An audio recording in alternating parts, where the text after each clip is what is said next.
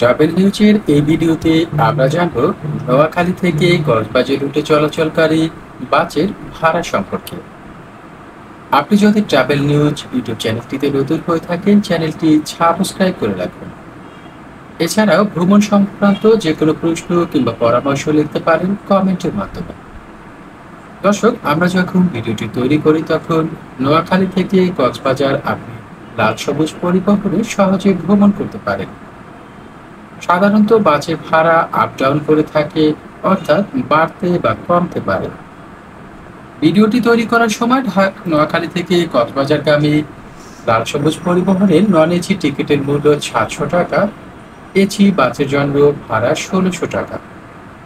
তবে আপনি কিন্তু নোয়াখালী থেকে সহজেই কুমিল্লা বা ফেনী এসে সেখান থেকে আরো বিলাসবহুল বাসগুলোতে ভ্রমণ করতে পারেন। সবচেয়ে সহজ হয় আপনি নোয়াখালী থেকে কক্সবাজারমুখী বাসগুলো সম্পর্কিত তথ্য বিভিন্ন ওয়েবসাইট যেমন সহজ.কম অথবা আপনি শ্যামলী কিংবা লাল সবুজ পরিবহনের নির্দিষ্ট ওয়েবসাইট থেকেও জেনে নিতে পারেন।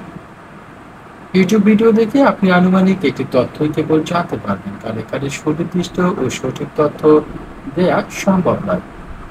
ট্রাভেল নিউজের এই ভিডিওটি এ পর্যন্ত। ভিডিওটি সম্পর্কে আপনার যে কোনো প্রশ্ন কিংবা পরামর্শ লিখতে পারেন কমেন্টের মাধ্যমে।